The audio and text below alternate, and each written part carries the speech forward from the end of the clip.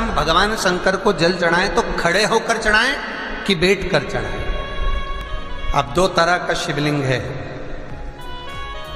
मंदिरों में, दो तरह का शिवलिंग का निर्माण होता है, ठीक है। एक विष्णु शिवलिंग, एक शक्ति पार्वती शिवलिंग। और ध्यान से सुनना,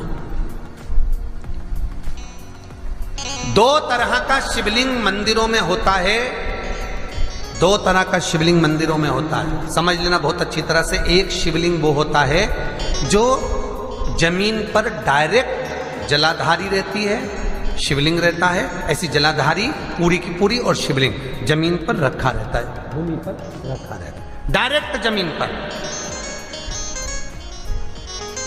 आप जल ले जाकर चढ़ाए, निकल गया रास्ते से।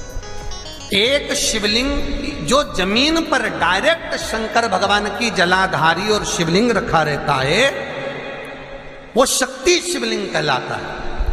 माता पार्वती का हस्त कमल उस शिवलिंग के सम्मुख में। और दूसरा शिवलिंग एक डमरू जैसा होता है। अब वो हम उसको कैसे वर्णन, एक डमरू शिवलिंग होता है, ऐसा उसका स्टैंड होता है, ऐसा स्टैंड होता है, नीचे शिवलिंग रखने की जगह होती, फिर ऐसा होता है, फिर उसके ऊपर इस तरह शिवलिंग रखा होता है। देख, दर्शन करें आप लोगों ने। अब फिर इसके ऊपर शंकर भगवान का शिवलिंग रखा होता है, ठीक है। इस तरह का जो शिवलिंग होता है, एक डायरेक्ट नीचे रखा हुआ शिवलिंग और एक भगवान जो नीचे डमरू जैसी आकृति होती है, इस पे जो डमरू जैसा जो भाग बना होता है, ये भगवान विष्णु का हस्तकमल है, और ऊपर का जो भाग है वो भगवान ब्रह्मा का हस्तकमल है। इसको विष्णु शिवलिंग कहते हैं।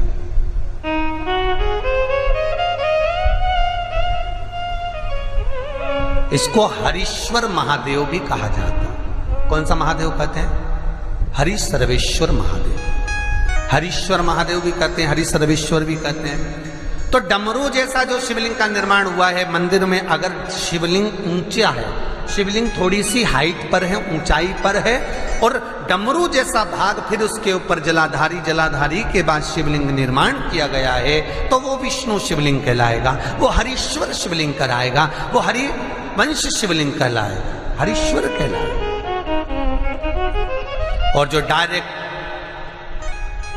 सीधे जो रखा हुआ है, 12 ज्योतिर्लिंग के अगर आप दर्शन करेंगे तो कहीं पर भी आपको विष्णु शिवलिंग नहीं मिलेगा, केवल एक नागेश्वर को छोड़कर। कहां पर छोड़कर?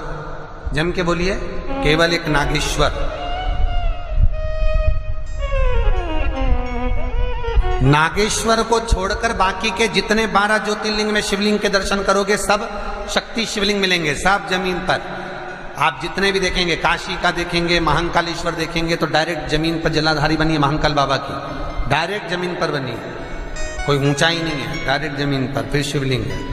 ओमकारेश्वर देख लीजिए, ममलेश्वर देख लीजिए, आप चाहें तो विश्वनाथ देख लीजिए, डायरेक्ट जमीन पर।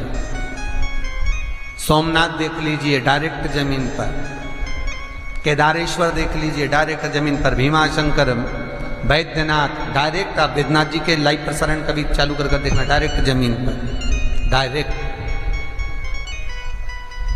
तो जितने भी शिवलिंग हैं सारे के सारे शक्ति शिवलिंग हैं। जो डमरू के भाग पर रखा हुआ है वो हरीश्वर शिवलिंग, विष्णु के हस्तकमल पर जो रखा है, तो शास्त्र कहता है आप शक्ति शिवलिंग का जब जब अभिषेक करें, बहुत ध्यान रखना अपनी जिंदगी में इस प्रसंग को, जो शक्ति शिवलिंग हो उस पर जब भी जल चढ़ाना तो बैठकर चढ़ाना,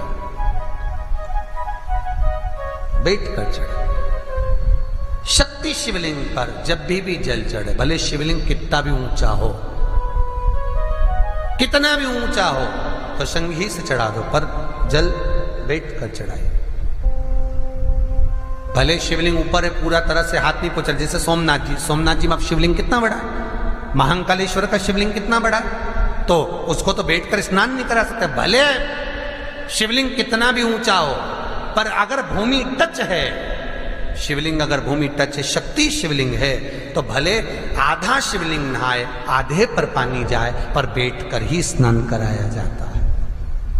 और महाराज यदि हरीश्वर शिवलिंग है, अर्थात भगवान विष्णु के हस्त कमल पर, ब्रह्मा के हस्त कमल पर यदि शिवलिंग है, तो वो शिवलिंग का जब भी स्नान कराएंगे, अभिषेक कराएंगे, पूजन कराएंगे, तो खड़े होकर ही करना है। और खड़े होने का भी तरीका होता है, दोनों चरण बराबर में रखकर कभी भी शंकर भगवान के शिवलिंग का स्नान नहीं कराया जाता। महाराज दोनों चरण बराबर रखकर, अगर हरीश्वर शिवलिंग है, किसी मंदिर में शंकर को जल चढ़ाने के लिए आप गए हो और शंकर को जल चढ़ा रहे हो, तो हरीश्वर अगर शिवलिंग है तो दोनों पांव बराबर रखकर नहीं, एक सीधा चरण थोड़ा सा आगे रखिए और उल्टा चरण थोड़ा सा पीछे रखकर भगवान शंकर का जलाभिषेक करने पर लक्ष्मी जैसे अपने चरण रहते हैं, भगवान शंकर उसी तरह से लक्ष्मी को दौड़ाते हुए अपने घर में प्रवेश कराएंगे।